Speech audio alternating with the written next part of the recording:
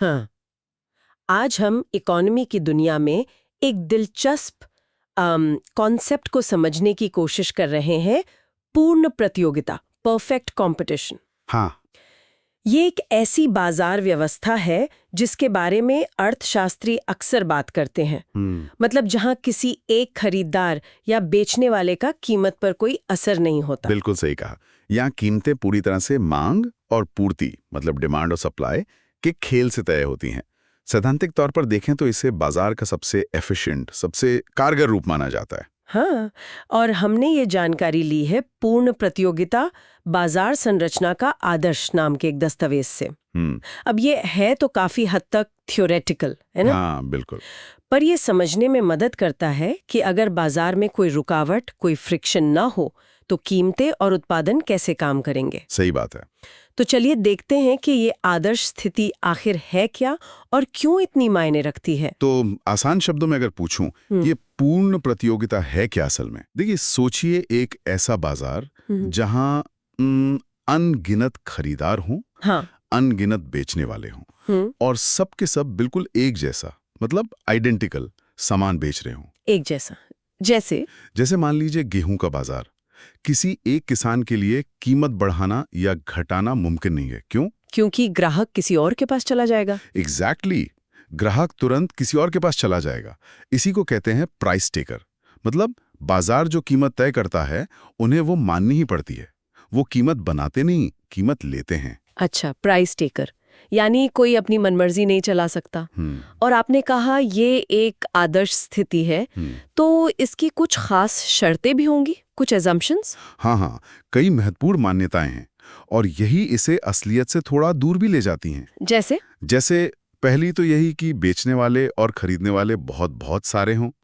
दूसरी कि सब फर्म्स जो सामान बेच रही हैं वो बिल्कुल समान हों, होमोजीनियस जिसे कहते हैं। तीसरा, कोई भी फर्म आसानी से बाजार में आ सके या बाजार छोड़कर जा सके, मतलब फ्री एंट्री एंड एग्जिट, कोई रोक टोक नहीं। ओके। और ये भी कि खरीदारों और बेचने वालों को बाजार की कीमतों और क्वालिटी के बारे में पूरी जानकारी हो, परफेक्ट इन्फॉर्मेशन। पूरी जानकारी, ये तो मुश्किल लगता है। हाँ, मुश्किल है।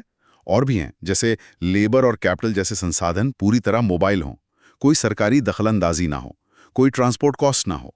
ये सब मिलकर इसे एक किताबी मॉडल ज्यादा बनाते हैं। समझ गई। तो मान लें कि ये सब शर्तें पूरी होती हैं, ऐसी काल्पनिक स्थिति में कीमतें तय कैसे होती हैं? तो देखिए, पूरे उद्योग के लेवल पे, मतलब इंडस्ट्री लेवल पर कीमत तय होती है जहां कुल मांग और कुल पूर्ति की रेखाएं मिलती हैं, डिमांड एंड सप्लाई कर्व्स का इंटरसेक्शन। ओके, वो तो स्टैंडर्ड है। हाँ, लेकिन एक अकेली फर्म के लिए मामला अलग है, क्योंकि वो तो प्राइस टेकर है, कीमत तय नहीं कर सकती। तो उसके लिए मांग रेखा, उसका डिमांड कर्व एकदम सीधा होता है, हॉरिजॉन्टल। सीधा मतलब ये कि बाजार की जो कीमत चल रही है उस पर वो जितना चाहे माल बेच सकती है, लेकिन अगर उसने जरा भी कीमत बढ़ाई तो सारे ग्राहक गायब, और कम करने का तो सवाल ही नहीं उठता। अच्छा। तो वो फर्म उत्पादन कितना करेगी? वो उतना उत्पादन करती है जहां उसकी सीमांत लागत, मतलब मार्जिनल कॉस्ट एमसी, उसके सीमांत राजस्व यानी मार्जिनल रेवेन्यू एमआर के बराबर हो जाएं। MC = MR, ये तो प्रॉफिट मैक्सिमाइजेशन का रूल है। बिल्कुल।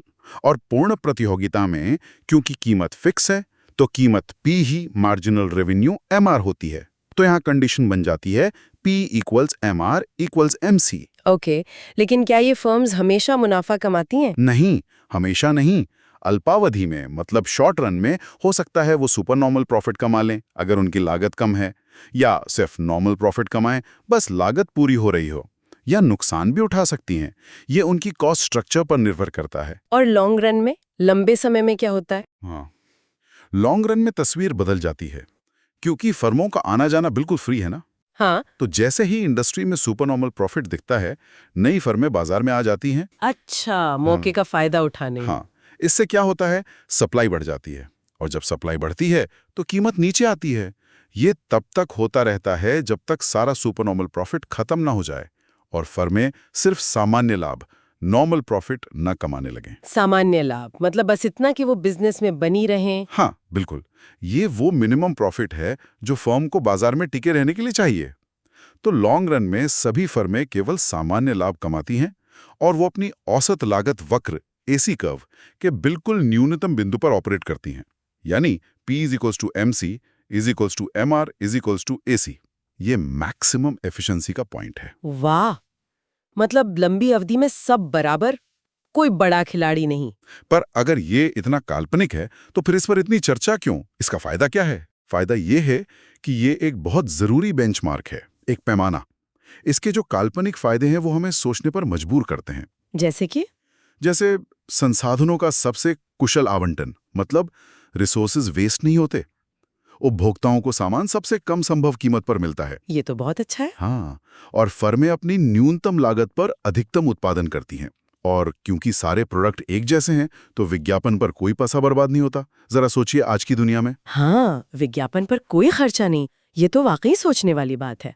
लेकिन फिर इसकी कमियां भी होंगी, सीमाएं। बिल्कुल। सबसे बड़ी कमी तो यही है कि इसकी जो मान्यताएं हैं वो अवास्तविक हैं। रियल वर्ल्ड में शायद ही कोई बाजार हो जो इन सब शर्तों को पूरा करता हो। सही कहा। और एक और दिलचस्प बात, क्योंकि लॉन्ग रन में सिर्फ नॉर्मल प्रॉफिट है और प्रोडक्ट भी सबके सेम है, तो फर्मों के पास इनोवेशन, मतलब कुछ नया करने की प्रेरणा बहुत कम होती है। ओह, मतलब कोई नई टेक्नोलॉजी या बेटर प्रोडक्ट क्यों बनाएगा? हाँ, जब उससे कोई एक्स्ट्रा फायदा ही नहीं मिलना है लंबे समय में, तो इनोवेशन कम हो सकता है। और ग्राहकों के नजरिए से देखें तो उत्पादों में विविधता की कमी, मतलब लैक ऑफ वैरायटी, भी एक कमी हो सकती है। सबको एक ही जैसा सामान मिलेगा। ये भी एक पॉइंट है। क्या असल दुनिया में कोई उदाहरण है जो इसके थोड़े करीब आते हों?